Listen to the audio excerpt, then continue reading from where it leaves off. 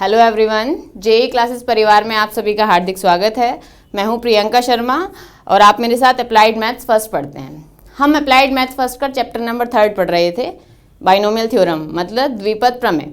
Last lecture में हमने द्विपद प्रमेय में कोफिशिएंट निकालने वाले क्वेश्चन किए हैं, मतलब गुणांक कैसे ज्ञात करते हैं और अचर पद कैसे निकालते हैं, ये दोनों टाइप के क्वेश्चन किए हैं। आज हम महत्तम पद ज्ञात करेंगे कि महत्तम पद कैसे ज्ञात किया जाता है। चलिए शुरुआत करते हैं। देखिए, महत्तम पद के लिए फॉर्मूला होता है। महत्तम पद कैसे निकालते हैं, हम क्या करते हैं, x प्लस ए की पावर n के प्रसार में निकालना है हमें महत्तम पद, तो ये फॉर्मूला लगा देते हैं n minus R plus 1 upon R into A upon X is greater than equal to 1। आपको कहीं कहीं ग्रेटर देन 1 भी मिल सकता है, तो कोई प्रॉब्लम नहीं है, कंफ्यूज होने की बिल्कुल ज़रूरत नहीं है। क्या करेंगे, इसे r के लिए सॉल्व करेंगे। क्यों करेंगे r के लिए सॉल्व, क्योंकि a की वैल्यू हमें क्वेश्चन में गिवन होगी, x की वैल्यू गिवन होगी और n की वैल्यू गिवन होगी। क्या बचता है हमारे पास, अननोन r के लिए सॉल्व कर देना है, मतलब r की वैल्यू हमें यहाँ से निकाल देनी है। तो यहाँ लिखेंगे, सॉल्व करेंगे इसे फॉर r, यहाँ से हमें r का मान मिल जाएगा। तब महत्तम पद या ग्रेटेस्ट टर्म, महत्तम पद ये हो जाता है टी आर प्लस 1, मतलब r प्लस 1वां पद, r प्लस 1वां पद, इसका मतलब टी आर प्लस 1। अब देखिए, यहां पर एक चीज ध्यान रखनी है आपको कि यदि a की वैल्यू माइनस में आ रही है तो नेगेटिव साइन छोड़ देंगे हम वहां से। तो यहां नोट पॉइंट करके लिख लेंगे कि यदि a ऋणात्मक है, ऋणात्मक मतलब माइनस में है, तब माइनस चिन्ह छोड़ देंगे।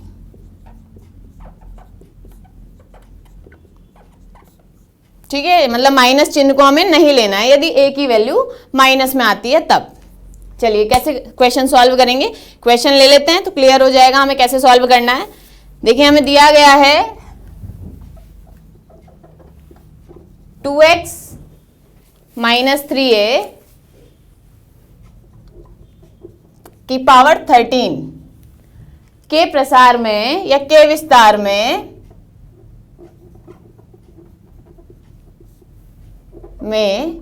सबसे बड़ा कहा जाए या महत्तम कहा जाए, एक ही बात है। महत्तम का मतलब ये होता है सबसे बड़ा पद याद करना है। तो यहां लिखेंगे सबसे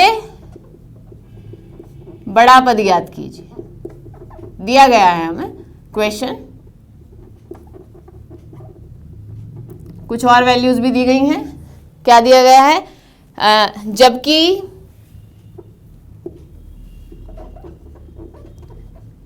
x इज इक्वल टू है हमारा x इज इक्वल टू 9 और a इज इक्वल टू 4, मतलब हमें x, a और n की वैल्यू दी गई है, हमें महत्तम पद निकालना है। क्या करेंगे, ये फॉर्मूला लगा देना है। ठीक है, तो ये फॉर्मूला लगाएंगे। देखिए, ये हमारे लिए x टोटल, हम फॉर्मूला तो इस फॉर्म में लिख रहे हैं ना, x प्लस a की पावर n, तो ये वैल्यू हमारे लिए x, ये वैल्यू हमारे लिए a और ये वैल्यू हमारे लिए n। क्या कर देना है हमें, n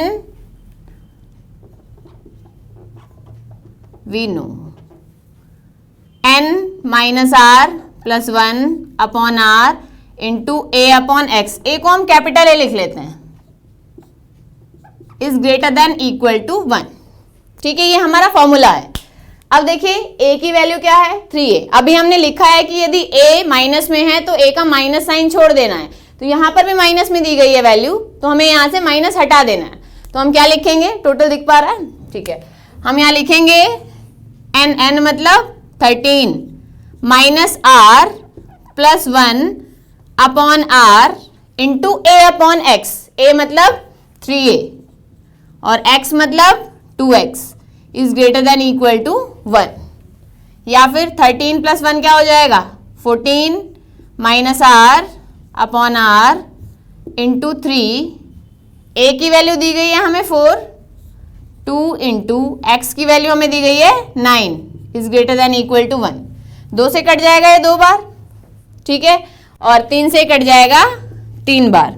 आगे सॉल्व करते हैं, इधर लिख देते हैं। फॉर्मूला तो आप सीख ही गए हैं, ये फॉर्मूला जिसे कि आर के लिए सॉल्व करना है। करते हैं सॉल्व इसे आगे। देखो 14 minus R as it is रहेगा। ऊपर क्या बचा है हमारा, केवल ऊपर बचता है हमारा 2, तो हम इसको ऐसा लिख लेते हैं 14 माइनस आर,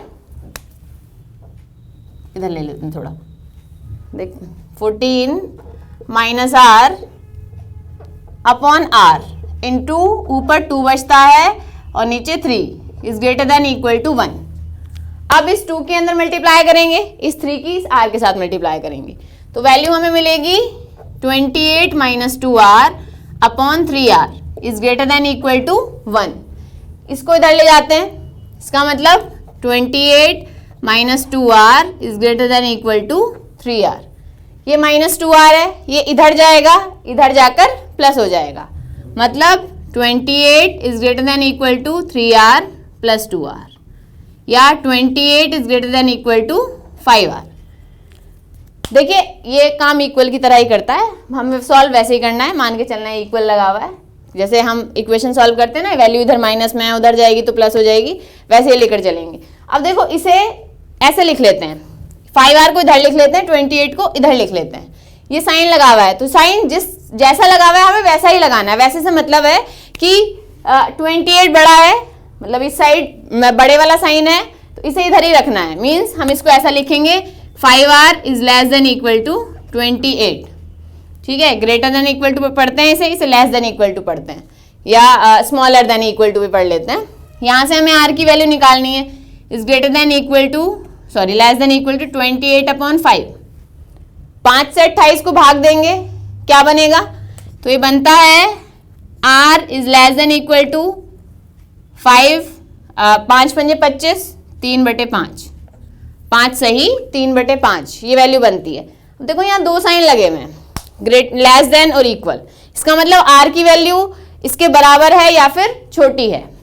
हमें यहाँ पर पूर्णांक वैल्यू ही लेनी है, मतलब इंटीजर लेना है जो कि पूरी तरीके से कट जाती है, मतलब 1 2 3 4 इस टाइप की वैल्यूज लेनी है। तो यहाँ पर r की वैल्यू ये टोटल तो पॉसिबल नहीं है क्योंकि ये पूर्णांक नहीं है। पूर्णांक आप जानते ही होंगे क्या होता है, मतलब जो पूरी वैल्यू है वो पूर्णांक है, 1 2 3 4 ये सब वैल्यूज। अब इसका मतलब है इससे छोटी वाली वैल्यू लेंगे, ये 5 सही 3/5, मतलब 5 से थोड़ा सा बड़ा है, 5 से थोड़ा बड़ा है तो इससे छोटी वाली वैल्यू क्या हो जाएगी, 5 हो जाएगी, इससे छोटा पूर्णांक, तो r इज इक्वल टू हो जाएगा r is equal to 5। r की वैल्यू 5 आ गई, तो महत्तम पद तो यहाँ लिखेंगे, इसलिए महत्तम पद is equal to r plus 1वां पद, मतलब 5 + 1, या हम इसे कह सकते हैं छठवां पद या छठा पद। ठीक है, ये तो हमें पता चला कि कौन सा पद सबसे बड़ा है या कौन सा पद ग्रेटेस्ट है। अब हमें इस पद की वैल्यू निकालनी है। वैल्यू कैसे निकालेंगे, जैसे कि हम इससे पहले निकालते आए हैं, व्यापक पद का हमने फॉर्मूला पढ़ा था, उसी से हमें वैल्यू निकाल देनी है। तो यहाँ लिखेंगे नाउ, मतलब अब T6 को क्या लिख देते हैं, T5 + 1 इज इक्वल टू, देखिए ये दिया गया है 2x - 3a की पावर 13, x भी है, a भी है, n भी है, r हमें क्या मिला 5, यहाँ भी लिखा हुआ है खैर 5। फॉर्मूला लगा देना है, फॉर्मूला होता है NCR, मतलब 13C5 x की पावर n - r, मतलब 2x की पावर 13 - 5 a की पावर r मतलब 5। फॉर्मूला लिख देते हैं हम साइड में ताकि आपको कंफ्यूजन ना हो, यहाँ लिख देते हैं ऊपर, क्लियर रहेगा। फिर देखिए TR + 1 ऐसे लिख देते हैं, TR + 1 इज इक्वल टू, देख पा रहा है ना, NCR x की पावर n - r a की पावर r, ये होता है व्यापक पद के लिए फॉर्मूला। तो हमने बस वैल्यू रखी है, r की वैल्यू हमारे क्वेश्चन में 5 है तो r की जगह 5 रखा, x की वैल्यू 2x है और a की वैल्यू 3a है। यहाँ पर हमें माइनस साइन रखना है, बस जब हमें ग्रेटेस्ट टर्म निकालनी है तब हमें माइनस साइन नहीं रखना है, तब हम माइनस को नेग्लेक्ट कर देंगे, मतलब माइनस चिन्ह को छोड़ देंगे। तब पॉजिटिव साइन ही लेना है। फिलहाल जब हमें ये निकालना है, मतलब कोई भी पद निकालना है, तो जो साइन है वही लेकर चलेंगे। माइनस है तो आपको माइनस लेकर चलना है, प्लस है तो प्लस लेकर चलना है। करते हैं इसे सॉल्व आगे। 13c 5 है तो ये हो जाएगा factorial 13 factorial 5 factorial 13 minus 5, 2x की पावर 13 माइनस 5 8, ये हो जाएगा माइनस 3a की पावर 5। या फिर आप इसे ऐसे ही रहने दीजिए, कैलकुलेशन थोड़ी बड़ी हो जाएगी, या फिर चलिए कर देते हैं। 13 12 13 माइनस 5 8 हो जाता है, 11 10 9 फैक्टोरियल 8 अपॉन, यहाँ पर देखिए 5 4 3 2 1, 13 माइनस 5 8, 8 से 8 कैंसिल हो जाएगा। इधर देखिए 2 raise to the power 8 into X raise to the power 8, मतलब 2 की पावर 8 एक्स की पावर 8, माइनस दिया हुआ है माइनस 3a की पावर 5 है। माइनस का मतलब माइनस की पावर 5 करेंगे माइनस आएगा। हमने पहले भी आपको बताया है कि यदि पावर सम है तो प्लस आता है, पावर विषम है तो माइनस आता है। यहाँ से माइनस साइन मिलेगा तो हम ऐसा लिख लेते हैं माइनस 3 की पावर 5 a की पावर 5। अब देखिए जो कैंसिल हो रहा है उसे कैंसिल कर देते हैं, इससे कैंसिल हो जाएगा 12, 5 इंटू 2 10, क्या क्या बचा 13 इंटू 11 तो 143 इंटू 9, माइनस बाहर लिए, माइनस का चिन्ह हमने बाहर ले लिया, क्या बचता है 2 raise to the power 8 into 3 raise to the power 5, X raise to the power 8 a raise to the power 5। या आप ऐसा कर सकते हैं माइनस 143, ये 9 को लिख सकते हैं आप 3 का स्क्वायर, यहीं पर लिख दीजिए। 9 को हमने लिख दिया 3 का स्क्वायर, क्योंकि हमारे साथ यहाँ हमारे पास 3 की पावर 5 क्वेश्चन में दिया गया है। आप इसे ऐसा लिख सकते हैं 2 raise to the power 8 into 3 raise to the power, ये 5 है ये 2 है, टोटल जुड़ जाएंगे 7 हो जाएंगी पावर, तो हमने इसको लिखा 3 की पावर 7 x की पावर 8 a की पावर 5। यहीं हम आंसर छोड़ सकते हैं।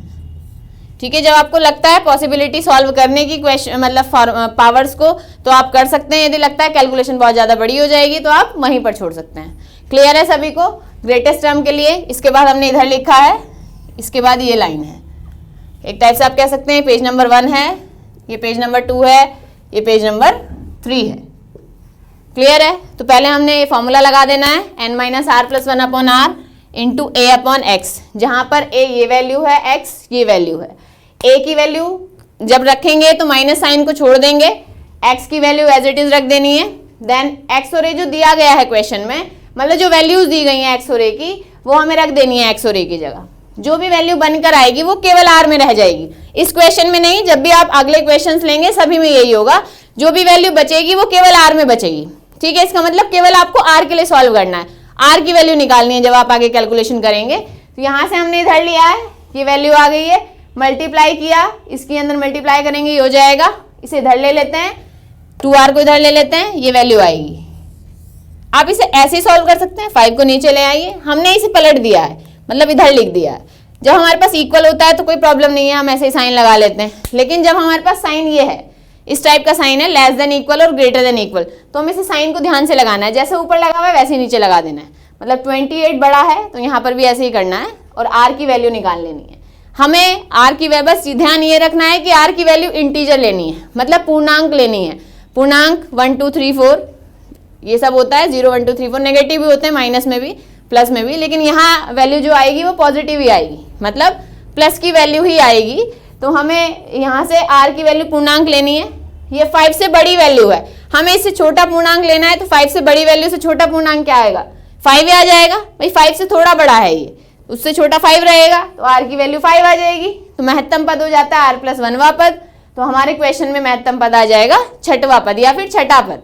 अब छठे पद की वैल्यू निकाल देंगे, वही ये फॉर्मूला लगा देना है हमें जनरल टर्म वाला, NCR x की power n minus R a की पावर r। उसके बाद हमें कैलकुलेशन कर देनी है। कैलकुलेशन के लिए हम फिर दोबारा कह रहे हैं, जैसे आपको सही लगे आप कैलकुलेशन वैसे कर सकते हैं, जैसे आपको इजी लगता है। क्लियर है सभी को? तो उम्मीद करते हैं हम कि आपको महत्तम पद समझ आ गया होगा। एक चीज और बता देते हैं, यदि ऐसा लिखा गया है, मान लिया यहाँ ऐसा ना आके ऐसा आ जाए ऊपर, ठीक है अब तो खैर लिख ही चुके हैं आप, इधर लिख देते हैं। यहां पर यदि ऐसा आ जाए कि r की वैल्यू यहां लेस देन इक्वल टू 5, ये कंडीशन बन जाए, तब आप r की दो वैल्यू लेंगे, एक तो ले लेंगे 5 और एक ये लेस देन लगा हुआ है, इसका मतलब 5 से छोटी वाली वैल्यू लेनी है जो कि पूर्णांक है। 5 से छोटा पूर्णांक क्या होता है? 4 हो जाता है, इसका मतलब r इज इक्वल टू 4। उस कंडीशन में दो मध्य पद हो जाएंगे, यहां यदि लिख लेते हैं। कौन कौन से पद होंगे?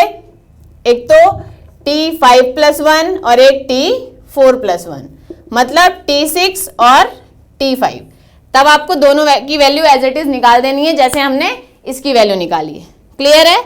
यदि यहाँ पर पूर्णांक आ जाता है तो दो वैल्यू मिलेंगी, यदि पूर्णांक नहीं आता है तो आपको एक ही वैल्यू मिलेगी। क्लियर है? तो सभी को जो महत्तम पद है वो क्लियर हो गया होगा। जितने स्टूडेंट हमारे साथ पहली बार जुड़ रहे हैं वो सब्सक्राइब कर लेना, चैनल को सब्सक्राइब कर लीजिएगा, बाकी फ्रेंड्स के साथ शेयर कीजिएगा ताकि उन्हें भी मतलब फ़ायदा मिल सके। क्लासेस हो रही हैं तो उन्हें भी फ़ायदा मिलेगी, कोई भी क्लास वो देख सकते हैं। इससे पहले वाले क्लासेस आपने यदि नहीं देखी हैं तो वो भी जाके देख लीजिए।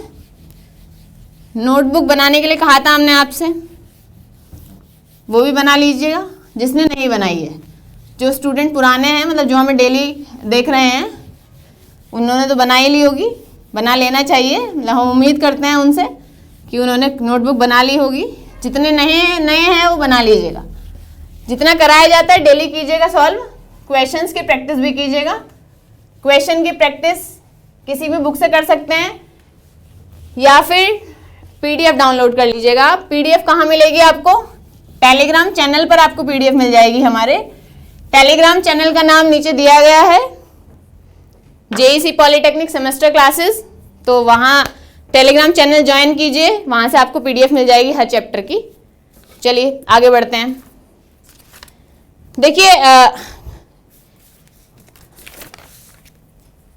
हमने आपको फॉर्मूला बताया था एक, कि यदि ऐसा लिखा हुआ है NCR1 is equal to NCR2, तो हम क्या कहते हैं? R1 plus R2 is equal to N। तो क्या हो जाएगा? R1 plus R2 is equal to N।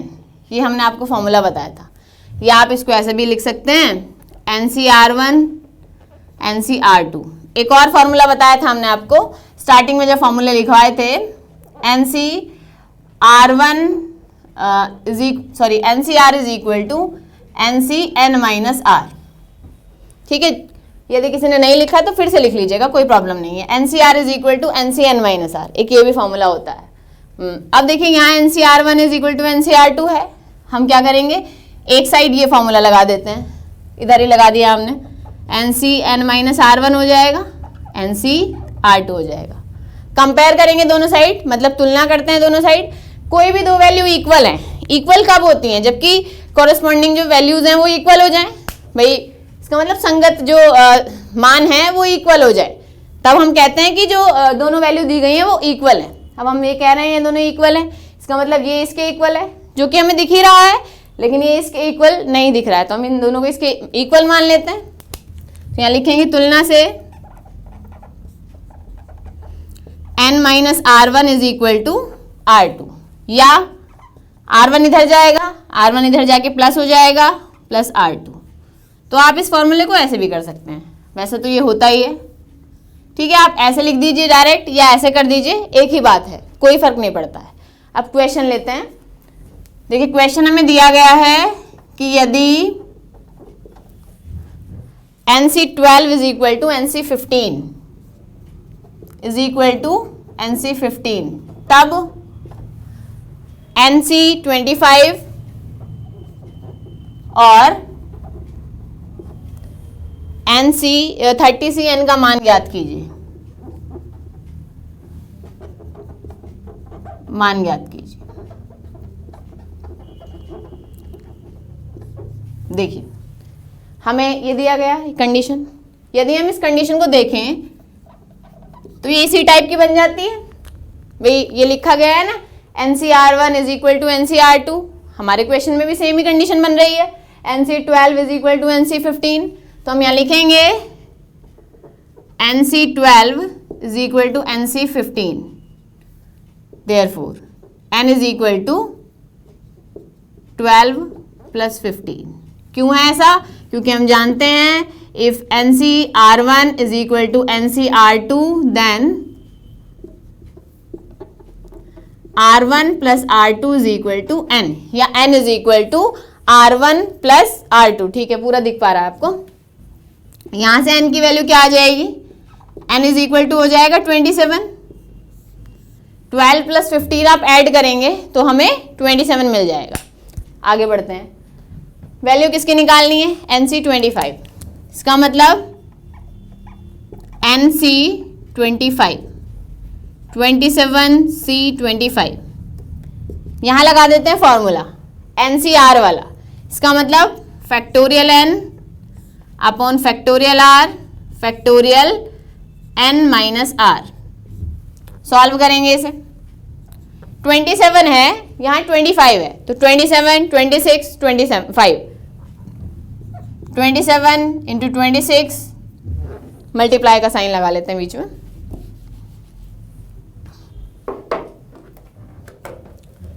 27 into 26 factorial 25 upon नीचे फैक्टोरियल 25।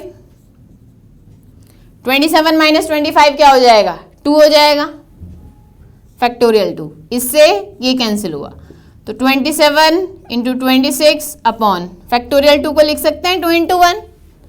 2 से कैंसिल हो जाएगा 13 बार, तो 27 इंटू 13 मल्टीप्लाई करेंगे 27 की 13 के साथ। तो 27 की जब 13 के साथ मल्टीप्लाई करेंगे तो 91 26 351 ये आ जाएगा।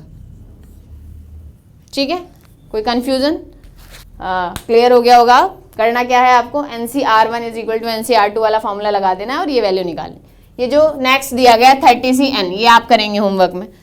ऐसे ही कर देना है बस, जैसे हमने 27C25 निकाला ऐसे ही 30CN निकल जाएगा। ठीक है, कुछ और भी पूछा जा सकता है। एक और क्वेश्चन हम लिख देते हैं। हमें दिया गया है कि यहाँ पर सीधी सीधी वैल्यू दे दी गई। सीधी सीधी से मतलब है केवल नीचे a की वैल्यू दी गई है। एक से ज़्यादा हो तब भी हमें फॉर्मूला सेम ही लगाना है। ज़्यादा का मतलब है कि यहाँ 12 प्लस n लिख दिया जाता तो भी हम यही कंडीशन लगाते। तो एक क्वेश्चन और ले लेते हैं कि मतलब सेकंड क्वेश्चन, यदि 10CR is equal to 10CR plus 2 तब R का मान ज्ञात कीजिए। R तथा 10CR ज्ञात कीजिए।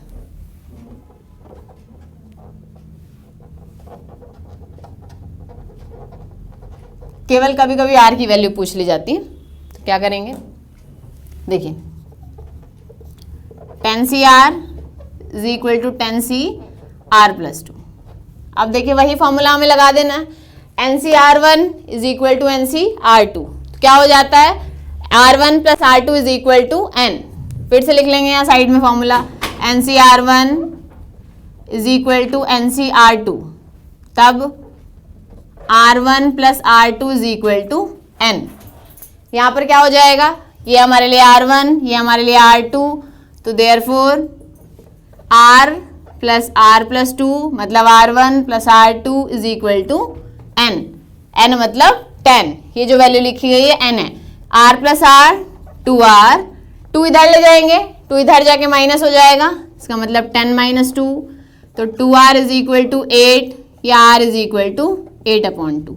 2 से कैंसिल हो जाएगा ये 4 बार, तो R की वैल्यू हो गई हमारी 4। अब देखिए R की वैल्यू 4 हो गई। 10CR हमें निकालना है। नाउ 10CR मीन्स 10C4 लगा देंगे formula, factorial 10 upon factorial 4 factorial 10 minus 4।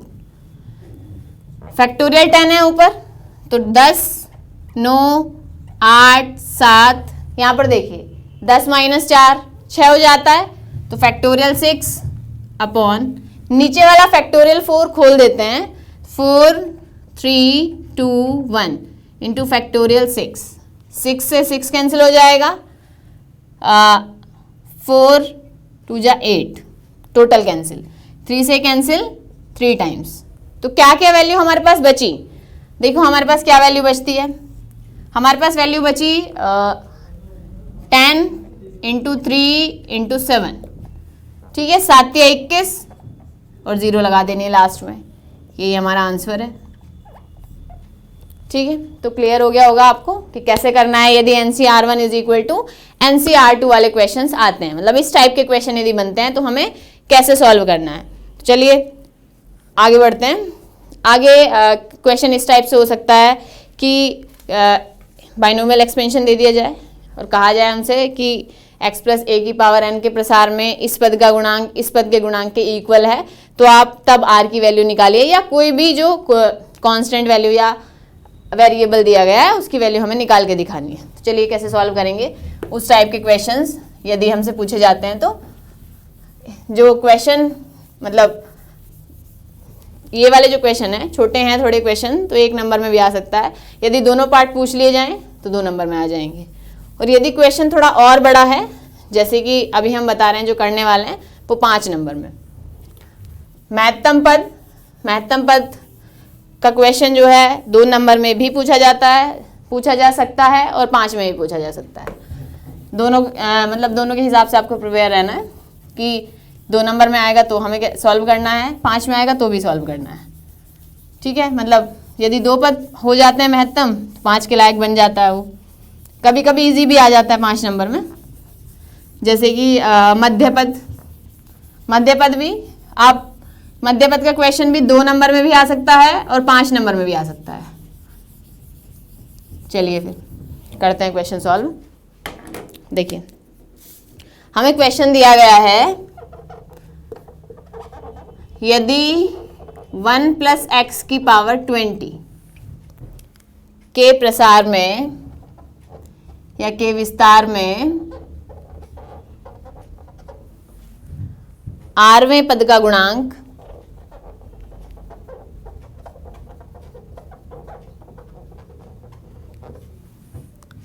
r plus 4वें पद के गुणांक 4वें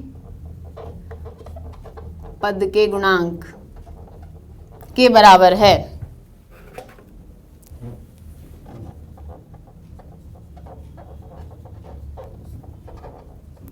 तब r का मान ज्ञात कीजिए।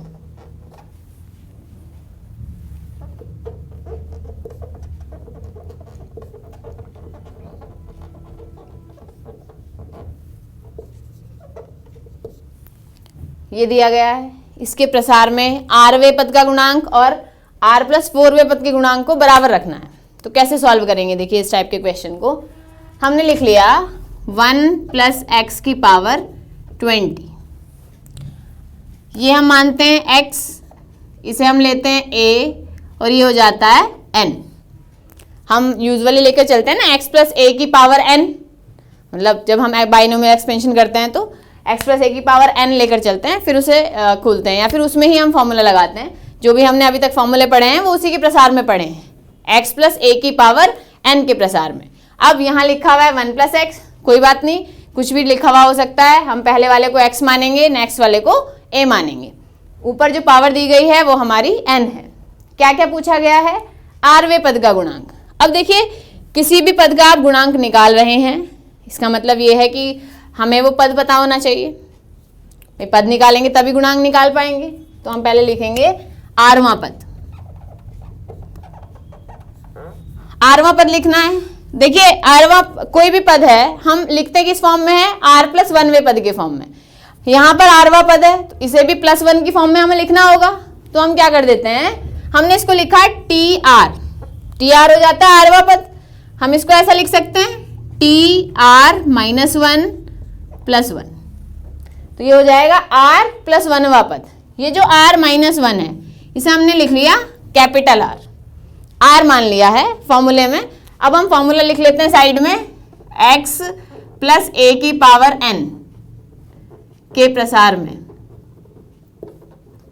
TR plus 1, capital R plus 1 की फॉर्म में लिख लेते हैं फॉर्मूला। तो ये होता है NCR x की power n minus r a की पावर r, ये फॉर्मूला हो जाता है। लगा देना है हमें। यहाँ पर आर की वैल्यू आ गई, मतलब कैपिटल आर की वैल्यू हमें मिल गई है r-1। एन भी है, एक्स भी है, ए भी है, तो एन सी आर, इसका मतलब 20CR, तो r-1, r की जगह r-1 हो जाएगा। उस फॉर्मूले को देखिए, ये जो हमने यहाँ लिखा है, इस r को रख देना है, बस r की वैल्यू रख देनी है। x की पावर n-r, x मतलब 1, तो 1 की पावर n-r इंटू a की पावर r, a है हमारा x, तो x की पावर r, r मतलब r-1, तो ये हो जाएगा 20CR-1। देखिए 1 की पावर कुछ भी है 1 ही हो जाएगा। हम जानते हैं कि जब हम ऐसा लिखते हैं तो r की वैल्यू, मतलब यहाँ जो वैल्यू आएगी वो इससे छोटी ही रहेगी। क्लियर है? इसका मतलब r की वैल्यू फाइनाइट आएगी, इनफाइनाइट की तो पॉसिबिलिटी नहीं है, तो 1 की पावर कुछ भी है 1 आ जाएगा। इसका मतलब ये वैल्यू 1 हो जाएगी इंटू x की पावर r-1। क्वेश्चन में हमसे ये नहीं बोला गया है कि x की किसी पावर का गुणांक ज्ञात कीजिए, या x की किसी पावर का गुणांक है। हमसे कहा गया है TR का गुणांक, rवें पद का गुणांक। गुणांक का मतलब है हमें यहाँ से केवल गुणांक ले लेना है, ठीक है। ये जो वैल्यू दी गई है x की पावर r-1, इसे हटा देना है, तो यहाँ लिखेंगे TR का गुणांक। गुणांक मतलब कोफिशिएंट कहते हैं, कोफिशिएंट ऑफ TR। इसका मतलब है rवें पद का गुणांक, कोफिशिएंट ऑफ TR। क्या हो जाएगा? गुणांक केवल ये हो जाएगा, 1 की मल्टीप्लाई करोगे तो सेम ही आएगा। इसका मतलब 20CR-1। क्लियर है? तो TR का गुणांक कितना आ गया। अब आगे चलते हैं, आगे क्या दिया गया है, r+4वें पद का गुणांक। इसका मतलब r+4वां पद, ये था हमारा rवां पद। आगे हम लिखेंगे r+4वां पद, तो r+4वां पद क्या हो जाता है, TR+4।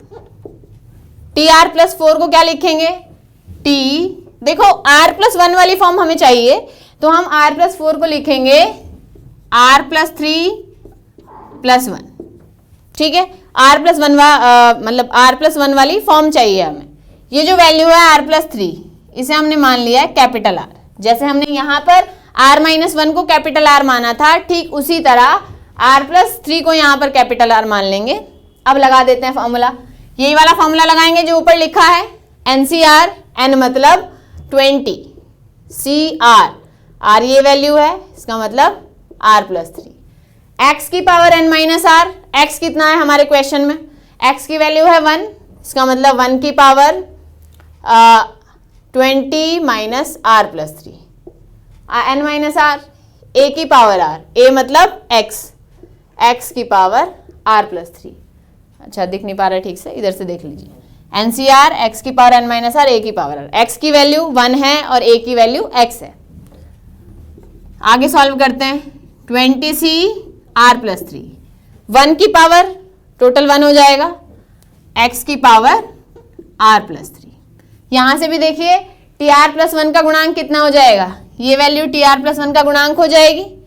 जैसे कि गुणांक का मतलब है कि हमें जो चर मतलब वेरिएबल है वो नहीं लेना है, x नहीं लेना है, तो हम यहाँ लिखेंगे TR+4 का गुणांक, या फिर इसको ऐसा लिख सकते हैं r+4वें पद का गुणांक। एक ही बात है, t हमने लिख दिया है, इसका मतलब पद लिख दिया है, तो यहाँ कोफिशिएंट ऑफ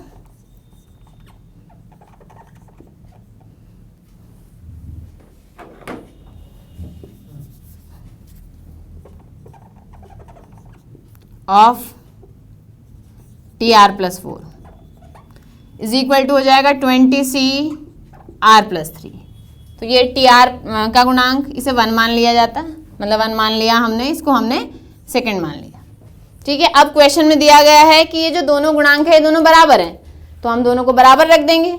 अब लिखेंगे दिया है, क्या दिया है हमें, या आप प्रश्न अनुसार लिख सकते हैं, आप यहाँ दिया की जगह TR का गुणांक इज इक्वल टू TR+4 का गुणांक, हमें ये क्वेश्चन में गिवन है, तो बराबर रख लेंगे दोनों को। TR का गुणांक हो गया 20CR-1, TR+4 का गुणांक हुआ 20c r+3। क्लियर है? कंफ्यूजन तो नहीं है किसी को? एकदम क्लियर लेके चलना है कि जो भी दिया गया है पहले वाले को x, दूसरे वाले को a, देन r पद निकालना है तो इसे r+1 की फॉर्म में लिखना है, फॉर्मूला लगा देना है। गुणांक ले रहे हैं, इसका मतलब x को छोड़ देना है, हमें केवल गुणांक वाली वैल्यू लेनी है, तो यहाँ से a गुणांक इसके इक्वल हो जाएगा। ठीक इसी तरह नेक्स्ट वाला जो पद ले रहे हैं उसे भी r+1 की फॉर्म में चेंज करना है। r+4 को हमने r+1 की फॉर्म में लिखा, केवल r तो नहीं आएगा, r+3 आएगा, हम उसे कैपिटल R कह रहे हैं। डिफरेंस बनाने के लिए आप कुछ भी कर सकते हैं, जैसे हमने कैपिटल R कह दिया है, आप स्मॉल r1 भी कह सकते हैं, r1 और r2 कह दीजिए आप, कोई प्रॉब्लम नहीं है उससे। यहाँ पर हमने फिर से फॉर्मूला लगाया, कैलकुलेट करेंगे, यहाँ पर भी केवल गुणांक लेना है, इसका मतलब x को छोड़ देना है, x की पावर जो भी है उसे हटा देंगे, केवल गुणांक ले लेंगे। क्वेश्चन में दिया गया है कि ये गुणांक और ये गुणांक दोनों बराबर हैं, तो हमने दोनों को बराबर रखा। अब फॉर्मूला लगा देते हैं। अभी हमने इससे पहले क्वेश्चन किया है कि यदि हमारे पास कंडीशन बनती है NCR1 = NCR2, तब हम कैसे सॉल्व करते हैं इसे भी। यहाँ पर भी वही वाली कंडीशन बनी है, NCR1 = NCR2, तो हमने ले लिया है R1 + R2 = N, ये फॉर्मूला हो जाता है। मतलब हमारे पास ये है 20c r-1 = 20c r+3, दिख पा रहा है पूरा? ठीक है, ये कंडीशन है। NCR1 = NCR2, तो हम लिख देते हैं R1 + R2 = N, यहाँ से लिख देते हैं। यहाँ पर भी लगाएंगे, ये हमारे लिए R1 और ये हमारे लिए R2, ये R1 ये R2, तो therefore r-1 + r+3 = N। N मतलब 20, N की वैल्यू ये है, यहाँ कहिए दोनों एक ही चीज है, तो दोनों वैल्यू सेम ही है। यहाँ से r + r 2r, -1 + 3, 3 में से 1 घटाएंगे आप, 2 हो जाएगा, = 20, या 2r = 20, 2 है उधर जाएगा, -2, 2r = 18, या r = 18/2, 2 से कट जाएगा 18, 9 बार, इसका मतलब r = 9। क्लियर है? बस दोनों के इक्वल रखेंगे और कंपेयर कर देंगे, क्वेश्चन सॉल्व हो जाएगा। इस टाइप का क्वेश्चन 5 नंबर में आएगा, यदि आता है तो 5 में आएगा। क्लियर है? तो आपको महत्तम पद पता चला आज, मतलब महत्तम पद कैसे निकालते हैं, और यदि NCR1 = NCR2 टाइप क्वेश्चन दिए हुए हैं तो हम उसे कैसे सॉल्व करते हैं, वहां से r की वैल्यू कैसे निकालते हैं, या कोफिशिएंट्स इक्वल दिए गए हैं तब हम r की वैल्यू कैसे निकालेंगे, या फिर r की हेल्प से बाकी जो वैल्यू दी गई है उसे हम कैसे सॉल्व करेंगे। तो आज की क्लास में हमने ये पढ़ा। कल हम क्या पढ़ने वाले हैं, देखिए कल की क्लास में हम बाइनोमियल कोफिशिएंट पे बेस्ड क्वेश्चन करेंगे। बाइनोमियल कोफिशिएंट मतलब द्विपद गुणांकों पर बेस्ड क्वेश्चन करेंगे। द्विपद गुणांक होते हैं NC1, NC2, NC3, इस टाइप के क्वेश्चंस करेंगे। इंपॉर्टेंट क्वेश्चन करेंगे कल हम। एक लास्ट ईयर ही 5 नंबर में क्वेश्चन पूछा गया है, काफ़ी सालों से नहीं आ रहा था, लेकिन पिछले साल पूछा गया है 5 नंबर में क्वेश्चन, तो वो क्वेश्चन भी हम कल ही सॉल्व करेंगे। और बाकी क्वेश्चन है बाइनोमियल थ्योरम, मतलब द्विपद गुणांकों पर बेस्ड, वो करेंगे, फॉर्मूले बताएंगे। तो कल की क्लास बहुत ज़्यादा इंपॉर्टेंट होने वाली है, तो आप कल की क्लास में ज़रूर आइएगा। चलिए फिर टेलीग्राम चैनल जिसने ज्वाइन नहीं किया है वो ज्वाइन कर लीजिएगा, नीचे लिंक दिया गया है, मतलब नाम दिया गया है नीचे चैनल का, JEC पॉलीटेक्निक सेमेस्टर क्लासेस, और डिस्क्रिप्शन में लिंक है, वहाँ जाके भी आप ज्वाइन कर सकते हैं। यदि कोई प्रॉब्लम है या कोई भी क्वेरी है तो आप फ़ोन नंबर में नीचे दिया गया है, कॉल कर सकते हैं। कोई सजेशन देना चाहते हैं तो वो भी आप दे सकते हैं फ़ोन करके। चलिए फिर ख़त्म करते हैं आज की क्लास। कल इन क्वेश्चंस की प्रैक्टिस कीजिएगा। मिलते हैं कल की क्लास में, तब तक के लिए धन्यवाद। जय हिंद, जय भारत।